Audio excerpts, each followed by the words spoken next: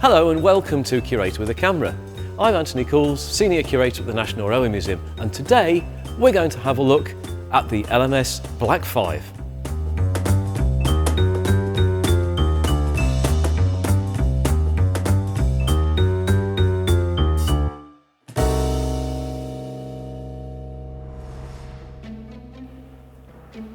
In 1923, when the London, Midland and Scottish Railway was formed, it inherited thousands of locomotives of varying types from all the constituent railway companies that went up to make it. From the Furness Railway in the north, through the Midland Railway, London North Western Railway, each company thought they had the best fleet of machines to do the work on the routes that they operated. However, with the London, Midland and Scottish Railway, whose empire extended from the north of Scotland to South Wales and various points in the northwest and the Midlands, they needed engines that could go anywhere, do anything and be uniform in their maintenance and their operation. So by the 1930s, the London, Midland and Scottish Railway appoint a gentleman called William Stanier. Now Stanier had served his time at the Great Western Railway underneath such names as Churchward and Collet, people who were well known, certainly in the early 20th century, of pushing the boundaries of steam locomotive development and making engines that worked really, really well. In the early 1930s, he created an engine called the Stanier Mogul, the 260 tender engine, where he tried out some of the Swindon ideas, some of his own thoughts, and the die was set for a locomotive that could be far more ranging. He wanted to create, in essence, the London, Midland and Scottish Railway's version of the Great Western Hall class. So what became the Black 5 was Stanier's successful venture into creating a mixed traffic, go anywhere, do anything locomotive for the 20th century.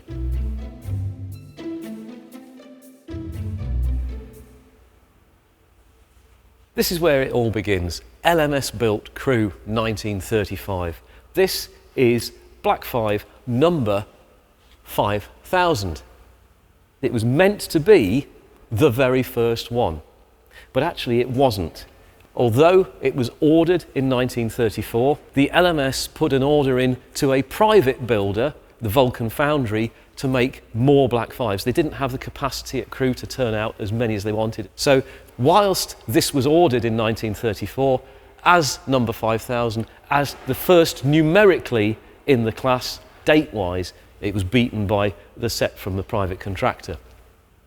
Looking at the front of the engine, though, here on display at Locomotion, we can see that it has a full set of headlamps. There are 3 headlamps at the bottom row there and another one at the top.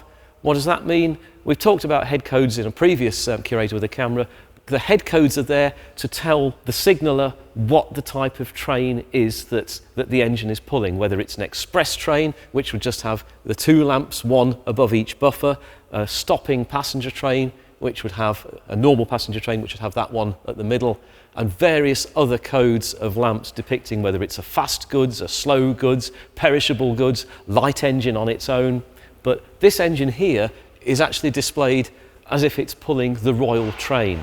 Now, when the Monarch was travelling on the Royal Train, every lamp bracket was fitted with a lamp so that station staff and signallers could see that the train on its way was the Royal Train with the Monarch on board. So when Flying Scotsman pulled King Charles in 2023, you will see the engine had the full set of lamps on the front of it. So that is a very old railway tradition that still continues to this day. But the front end of 5000, it's quite a conventional locomotive, normal smokebox door with the hinges, the handrail and the locking handle there with its dart, and then down to the front, 2 buffers, screw coupling and a vacuum brake hose there.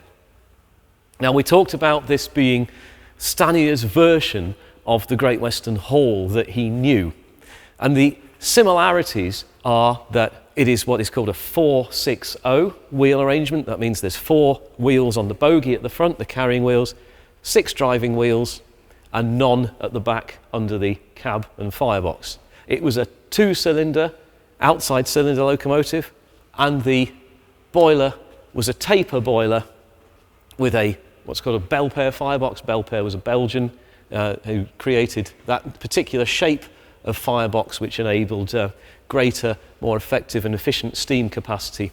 Now later iterations have domed boilers, they have different shaped throat plates, they have various nuances within the design of the boiler, but that is the experience of operation from this first batch enables improvements to be made over the design and construction life of these engines. But essentially the makeup of this engine is a 2-cylinder 460, but unlike the Great Western Hall, it doesn't have all the fripperies of the brass and the copper and the trim and the green paint. It doesn't have the copper cap chimney that a Great Western Hall has. Whilst Stanier came from Swindon, he wanted a machine that would do a job that would be efficient and effective, easy to maintain, easy to overhaul, easy to repair. So you're looking at standardization of parts, you're looking at ease of access to working parts and maintenance. So unlike the Great Western Hall, which has its valve gear inside between the frames, the Black 5 has its Valcharts valve gear here on the outside. So a little less clean lines, but really easy to get to.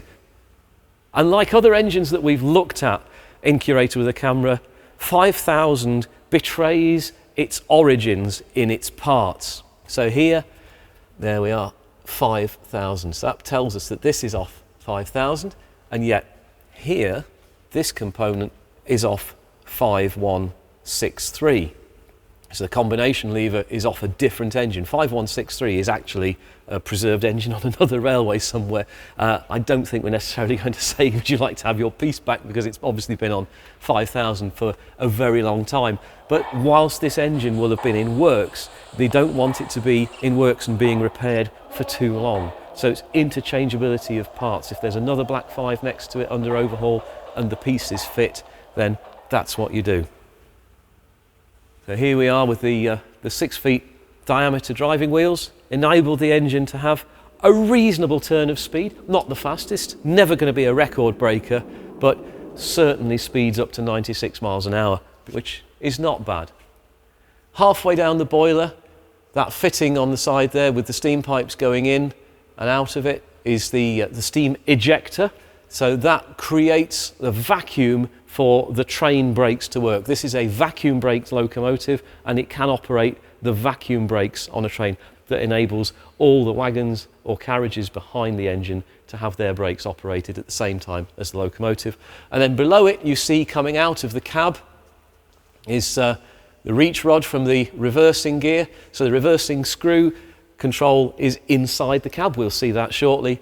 And it comes down this rod down to the valve gear, and it is connected to this link, which then makes the up and down motion, which then sets the engine into either forward, reverse, or what's called mid gear, like neutral in the car. The fact that it has a screw reverse means that you can then have fine adjustments on the forward or reverse setting, the valve events, which then make the engine more efficient and effective as it goes along. So let's go and have a look and see what it's like to drive a Black 5.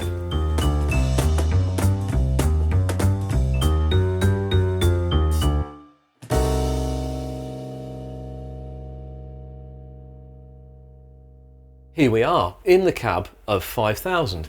Now, it's a Stanier engine, and if you've watched Curator with a Camera for Duchess of Hamilton, then this will look very familiar, because this is the Stanier layout of controls. So whilst ergonomically the driver still has nothing better really than a wooden plank on a hinge to sit on, the controls are readily to hand, and he can move from one Stanier design to another. Now, outside the engine, we talked about seeing the reach rod for the reversing gear, and here is the reverser itself with a handle at each end so that you can rotate it. You can see we've got a Jubilee clip there, because this engine is actually open to visitors at Locomotion when we have colleagues able to open the cab up for people to see. So we've had to make a few alterations just to make sure that people don't trap fingers, etc. But normally you would expect to be able to unlock the reverser with that catch handle there and turn it either clockwise or anti-clockwise, and see the indicator here on the rack. So currently the engine is in mid gear, neutral if you call it as you will, and it would be there at 0 cut-off. And then forward gear, it goes up to 75%, and likewise in back gear. The reverser works in conjunction with our regulator. So you've got a big steam tap here, on-off switch sometimes you might want to call it, and they're shut and open. So you would start off your run with the engine at as close to 70-75% cut-off, which means that 75% of the travel of the piston has steam pressure against it. So it's quite a huge amount of power. The engine's going chuff, chuff, really quite hard to get itself going, maximum torque. As you progress, depending on the gradients, etc., you then will adjust on the screw reverser right down to even 10% cut off. So that's pretty much like cruising, like, you know, let's say 6th gear in your car. If you really know what you're doing, quite often you'll leave the regulator in one position and you'll drive the engine on the reverser. It's quite a really nice art to be able to do. But those are your main locomotive controls for getting it going. But of course, any fool can drive a steam locomotive, get it moving. It takes an engineman or woman to stop it. And that's where this comes in.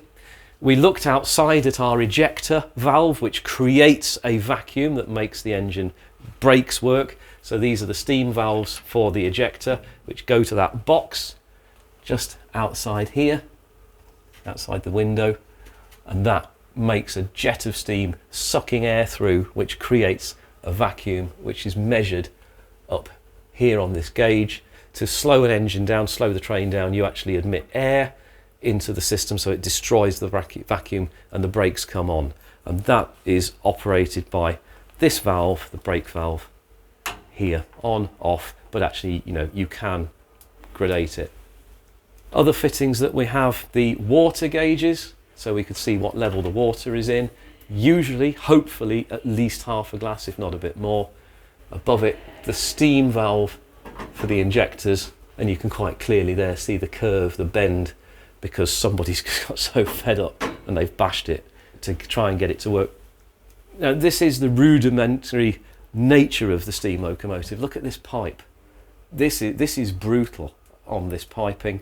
These are successions of firemen who are slightly grumpy about an injector that won't pick up, or the steam flow isn't quite right, so that they'll bang at it because they're trying to get it to operate. In fact, you know, that's the real sign of an engine that's had a working life. Up at the top, it's not going to work for us today, but that's the whistle valve for the LMS Stanier hooter with a very distinctive low tone.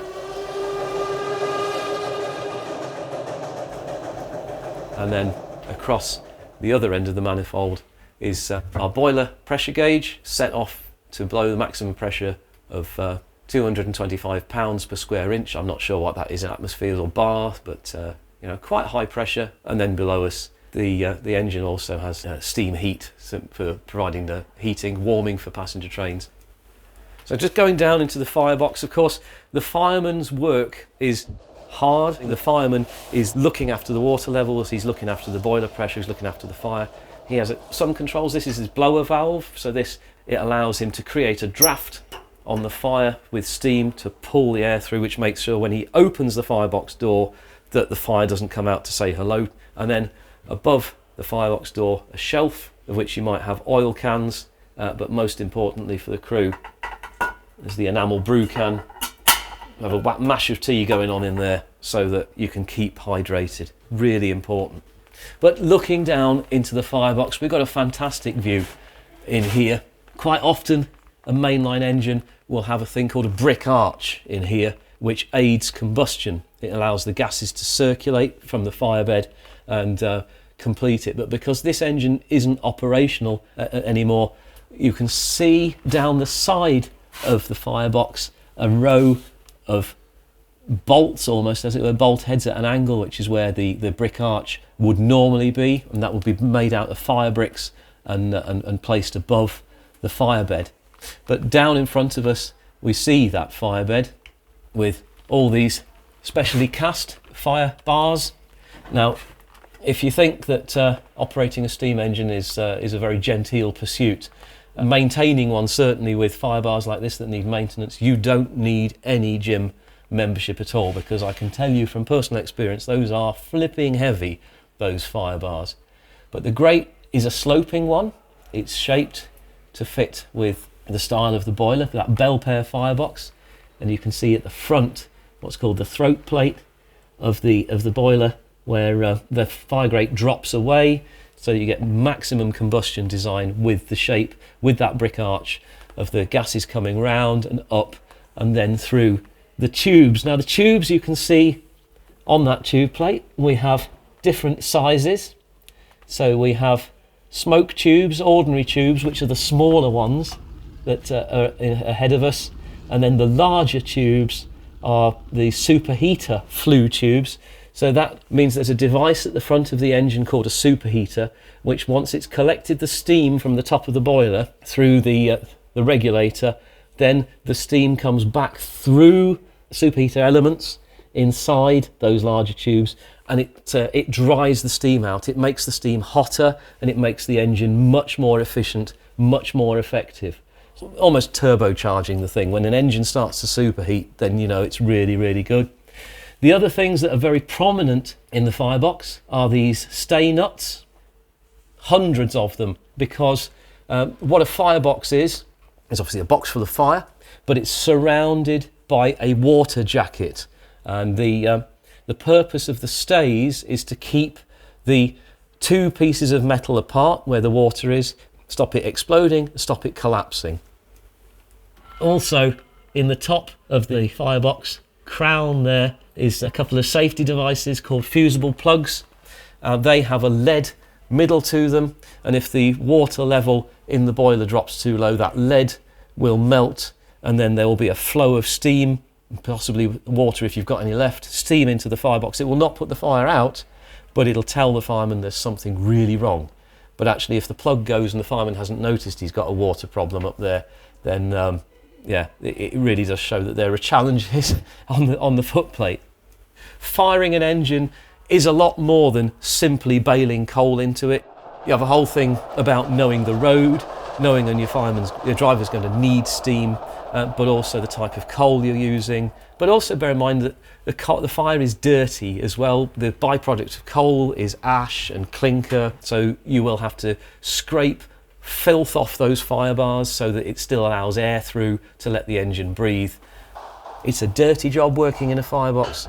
If the engine's being repaired whilst it's in service, you've got no fire in there, but it's still flipping hot because they want it to go out again as quickly as possible into traffic. But there we are, the fire grate of 5000, but a really unusual opportunity to have a look in the firebox of a loco.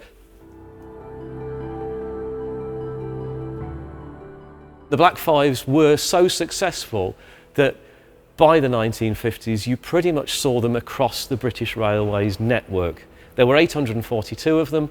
They operated from the north of Scotland to the south of England. You found them in Southampton on boat trains. You found them in the north of Scotland because they could go anywhere and do anything. And Stanier was not a man who was given to self-promotion, but he did say, he said, you see these things everywhere because they're such a deuce of a good engine. He was very proud of the Black Five, and they were so useful that in August 1968 the very last steam services on British Railways were hauled by Black Fives. Our example here came out of service in October 1967, less than a year before the end of steam. So that's a really good long working life, well over 30 years, but a real measure that it was the Black Fives that saw the steam age out, nothing more modern.